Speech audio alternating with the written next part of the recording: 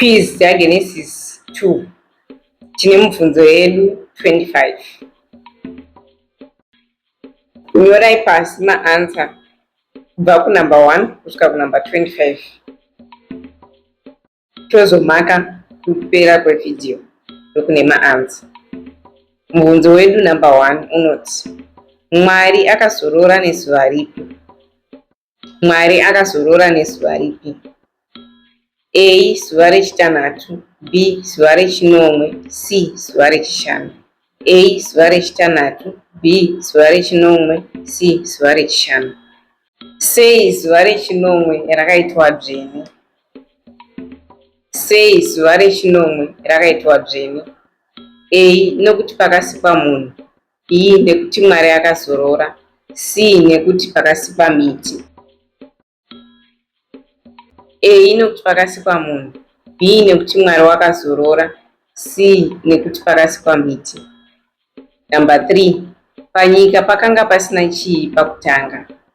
Panyika pakanga pasina chii pakutanga? A. Mvura. B. Zvirimwa zveminda. C. Mhuka. A. Mvura. B. Zvirimwa zveminda. C. Mvura. Sei zvirimwa zvisina kumera pakutanga? Number 4. Sei zvirimwa zvisina kumera pakutanga? A. Pakanga pasina zuva. B. Pakanga pasina mvura. C. Pakanga pasina munhu wekuchera minda. Number 5. Chii chakabuda kubva pasi chikadiridza nyika? Chii chakabuda kubva pasi chikadiridza nyika? A. Moto. B. Mute. C. Mhepo. A. Moto. B. Mute. C. Mhepo. Number 6. Munhu akasikwa kubva kuchii? Munhu akasikwa kubva kuchii? A. Dombo. B. Guruva. C. Mvura. A. Dombo. B. Guruva. C. Mvura. Number 7. Mwari vakapa munhu upenyu sei? Mwari vakapa munhu upenyu sei? A. Nekumupa chikafu. B. Nekumufemera mhepo yeupenyu. C. Nekumudzidzisa kutaura. A. Nekumupa chikafu. B. Nekumufemera mhepo yeupenyu. C. Nekumudzidzisa kutaura. Number 8. Munhu wekutanga ainzi ani? Munhu wekutanga ainzi ani?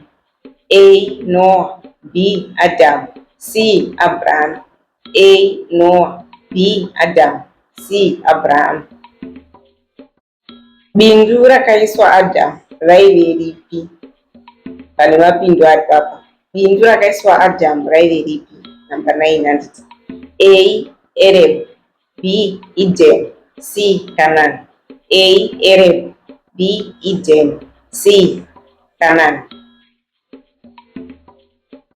Ngatinyore. Number 10. Mwari vakaisa chii mubindu reEden? Mwari vakaisa chii mubindu reEden? A. Mhuka chete. B. Miti yakanaka nemichero. C. Dzimba. A. Mhuka chete. A. Mhuka chete. B. Miti yakanaka nemichero. C. Dzimba. Number 11. Miti miviri yakakosha mubindu yaiva ipi? Miti miviri yakakosha mubindu yaiva ipi? A. Muti wemvura nemoto. B. Muti weupenyu nemuti wekuziva zvakanaka nezvakaipa. C. Muti wemichero nemaruva. A. Muti wemvura nemoto. B. Muti weupenyu nemuti wekuziva zvakanaka nezvakaipa. C. Muti wemichero namaruva. Number 12. Nzizi dzaibuda muEden dzaiparadzana kuva nzizi ngani? Nzizi dzaibuda muEden dzaiparadzana kuva nzizi ngani? A. 2. B. 3. C. 4. A. 2. B. 3. C. 4.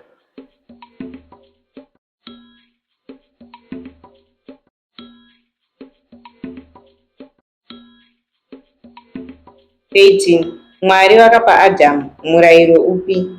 Mwari vakapa Adam murayiro upi? A. Usadye miti yese.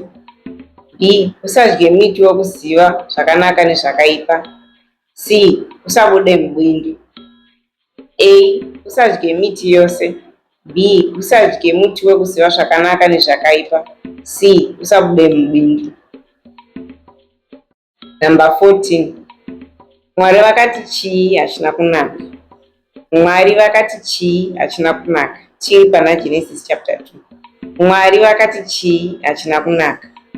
A. Munhu kugara ega. B. Mhuka kuwanda. C. Bindu kuva guru. A. Munhu kugara ega. B. Mhuka kuwanda. C. Bindu kuva guru. 15. Ndiani akatumidzwa mazita naAdhamu? Ndiani akatumidzwa mazita naAdhamu? A. Vanhu. B. Mhuka dzese. C. Miti. A. Vanhu. B. Mhuka dzese. C. Miti. Number 16. Nei pasina mubatsiri akawanikwa pakati pemhuka. Nei pasina mubatsiri akawanikwa pakati pemhuka. A. Mhuka dzaitya. B. Mhuka dzaisafanana nevanhu. A. Mhuka dzaitya.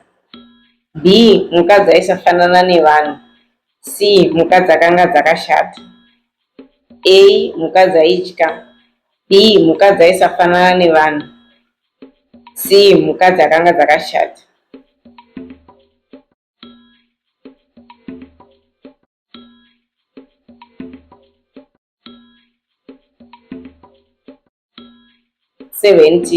Mwari vakaita kuti Adhamu aitei vasati vasika mukadzi. Mwari vakaita kuti Adhamu aitei vasati vasika mukadzi. A. Anamate. B. Ararame. C. Avate hope huru. A. Anamate. B. Ararame. C. Avate hope huru. 18. Mukadzi akasikwa kubva kupi? Mukadzi akasikwa kubva kupi? A. Pasi. B. Mbabvu yaAdhamu. C. Mvura. A. Pasi. B. Mbabvu yaAdhamu. C. Mvura. 19. Adhamu akati chii paakaona mukadzi? Adhamu akati chii paakaona mukadzi? A. Ndiye muvengi wangu. B. Iye mupfupa wegwa rangu. C. Ndiye mhuka. A. Ndiye muvengi wangu. B. Bvupa regwa rangu. C. Ndiye mhuka. A. Ndiye muvengi wangu. B. Bvupa regwa rangu. C. Ndiye mhuka. 20. Mukadzi ainzi ani? Mukadzi ainzi ani? A. Sara. B. Eva. C. Rebecca. A. Sara. B. Eva. C. Rebecca. 21. Murume nemukadzi vanova chinhu chimwe sei? Murume nemukadzi vanova chinhu chimwe sei?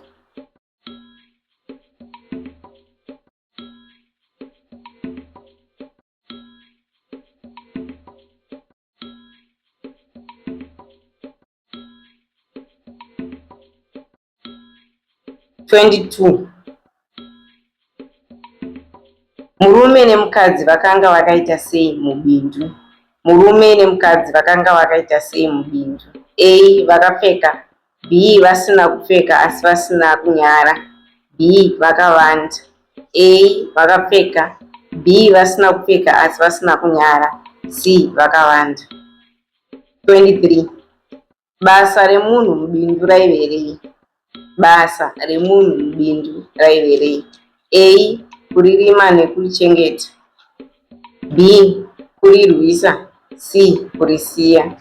A. Kuririma nekurichengeta. B. Kurirwisa. C. Kurisiya. 24. Genesis 2 inonyanya kutaura nezvei? Genesis 2 inonyanya kutaura nezvei? A. Kusikwa kwedenga. B. Ukama hwemunhu naMwari. C. Hondo. A. Kusikwa kwedenga. B. Ukama hwemunhu naMwari. C. Hondo. 25. Chidzidzo chikuru cheGenesis 2 chinoti chii?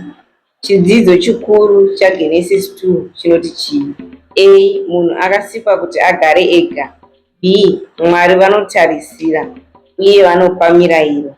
C. Mhuka dzakakosha kupfuura munhu. A. Munhu akasikwa kuti agare ega. B. Mwari vanotarisira uye vanopa mirayiro. C. Mhuka dzakakosha kupfuura munhu.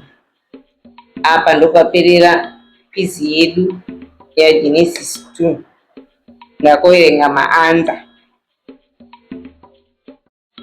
1B, 2B, 3B, 4C, 5B, 6B, 7B, 8B, 9B, 10B, 11B, 12C, 13B, 14A, 15B, 16B, 17C, 18B, 19B, 20B, 22B, 23A, 24B, 25B.